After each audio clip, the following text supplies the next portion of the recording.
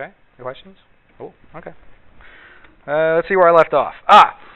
Implementation. So once we kind of got rolling, and we started with very basic kinds of questions when we first started out. We didn't try to overcomplicate it. We just would post, almost like replacing Scantron quizzes or bubble sheet quizzes.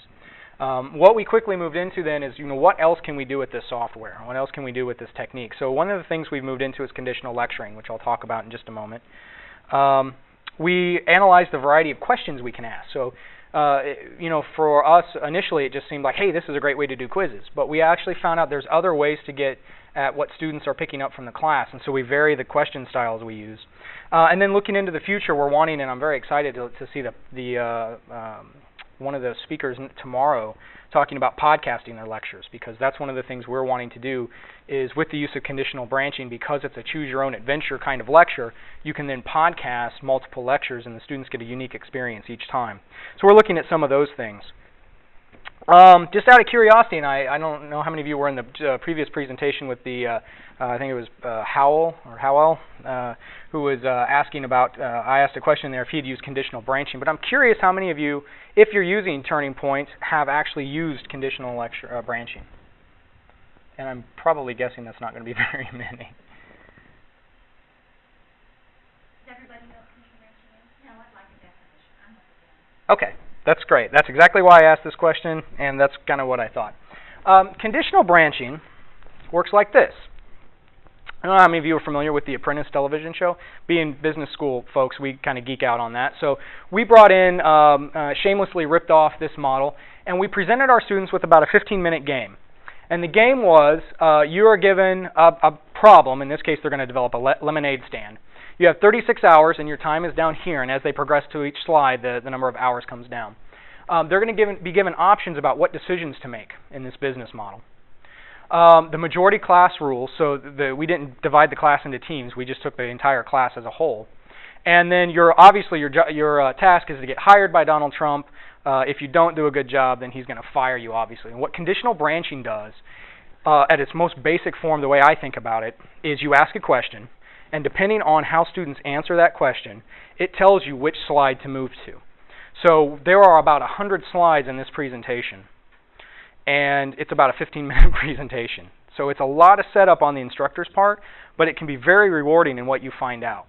One of the ways we use this in X201 is one of our first lectures, we review some basic principles from K201, particularly because there's that lap there and how long. Lots of times we get students that don't take anything over the summer, and so they've forgotten most stuff. So to kind of dust the cobwebs off, we do a couple of review questions. If the majority of the class gets the review questions right, we skip the review slides and just jump it right into the new material. If the majority gets it incorrect, then we go right to the review slides, and we start talking about those principles. The benefit of doing it this way is we don't have to burn lecture time reviewing stuff people don't need to review. And for those few students who do need the review, we actually post the whole slideshow for them to take notes off of and go back and review those points. So when I do a lecture like this, I will post this slide, usually take the clicker questions out because we use those on exams later. But they can then see the whole slideshow, even the review slides. So that's kind of how we can justify using conditional branching in terms of actual course material. This was more of an exercise in decision making. So here's the rules. When you move on, this is the definition of the problem. What we told students is in April, you're going to set up a lemonade stand on campus somewhere, and I use a fairly large campus. I think we typically battle with Purdue and Iowa for the largest campus, and usually that's farmland is how they determine that actually. But it's about a 15-minute walk across campus if you're a power walker, so it's a fairly large campus. And we give them the first decision they have to make is where are you going to put your lemonade stand. So we start with our main library, our union, our student union. Kirkwood is sort of a main street in Bloomington of sorts. There's a lot of shopping there. It's a popular student hangout, and all the bars are there. Assembly Hall is our basketball arena. North Jordan is where the School of Business is located in a general sense. There's several schools there, so it's a very popular place. Or they were given the option to do market research. And this is what we found that was interesting from conditional branching. This is what the market research told them. To a T, every class did market research on almost every single decision. The market research gave you very helpful information, how many people were, average number of people per hour by a location. They rated the desirability of the location. told you how the data was collected and how long people generally stayed in that particular location. So obviously this gives you a lot of great information. The problem was the students did so much research they never had time to actually set up the stand. So by the end of the exercise, almost every class, I believe every class got fired, but they almost all followed the exact same path, and that was they researched every single decision. So we made talking points out of that. Well, it's nice to do the research, but you don't always have time for that. You've got to take what data you have and go.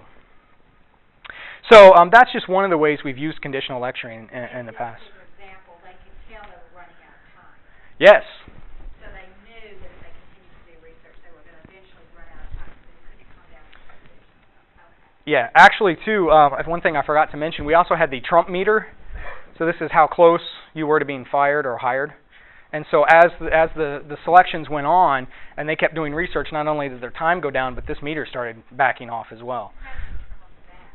Based on the tree, like I said, there were about 100 different slides to this. So based on the slide, we kind of had predicted how they would win, and so that's how we had determined that. The one that took the direct right to the appropriate decision was keyed into the Correct. In X201, I'm actually interested in using an approach similar to this because one of the things we talk about is emergent technologies. So, I call it our geek out lecture, but we talk about virtual reality and we talk about the Google model of trying to put everything up on the web as far as your Office suite goes. We talk about all these things.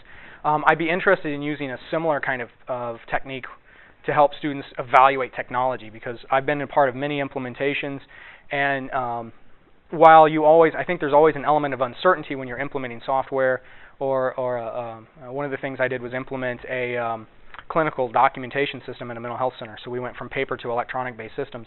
I think there's always some element of unpredictability. You don't know what you're getting into, but there are historical kinds of mistakes that you can avoid.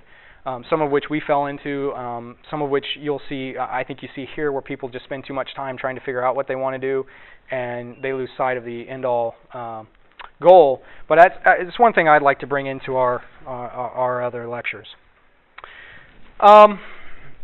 As far as types of questions we use I think about 5 different kinds of questions here. The icebreaker you've already seen. We always ask one kind of silly question. During the Super Bowl, I'm an enormous Chicago Bears fan. Very sad right now, but I asked who was going to win the Super Bowl.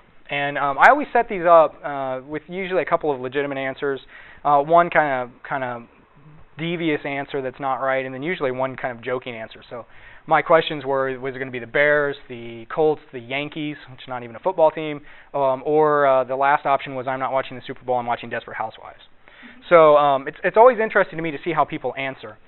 One of the things I've noticed when we actually ask questions in class, and we'll be talking about a concept, then we'll ask a question over it, and at times there's an obvious answer that's just not right. It's not related to the material. We even sometimes allude to the fact that it's not right. There's always somebody out there who answers that particular response. So if it's D is not right and it's just a joke answer like I'm watching Desperate Housewives, there's always somebody that picks that. So it's really interesting to see how people respond to these questions. The icebreaker, like I said, just gives us a chance to kind of get everything tuned up and ready to go. The pre- and post-test questions we ask are actually over the material, the meat of the course. So oftentimes we'll ask a pre-test question early in the lecture just to see how much our students know.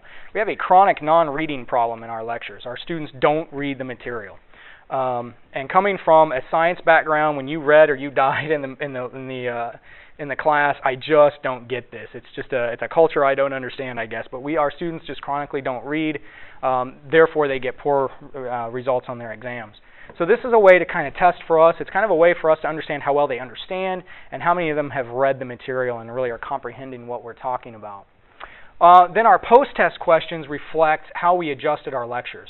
So if we see that students aren't getting a concept on the pre-test, we can adjust on the fly our lectures as we go through and kind of compensate for that, maybe explain a little more detail or go a little slower, test them again and see how well they're getting it. And if we see an improvement, obviously that's good to see. If we're still seeing a large number of people getting it wrong, then again, I try to spend a little more time talking about it or try and think of a way we can address it in another lecture. The pre and post assessments are over team-based activities. This is something primarily K201 does, our freshman level course. They will break up into teams and run team activities, and we will test them about whatever team activity we've set up. We'll do a pre-test to see if they, how much of a comprehension they have on that activity, and then post-test them to see if the activity actually helped them get that concept down.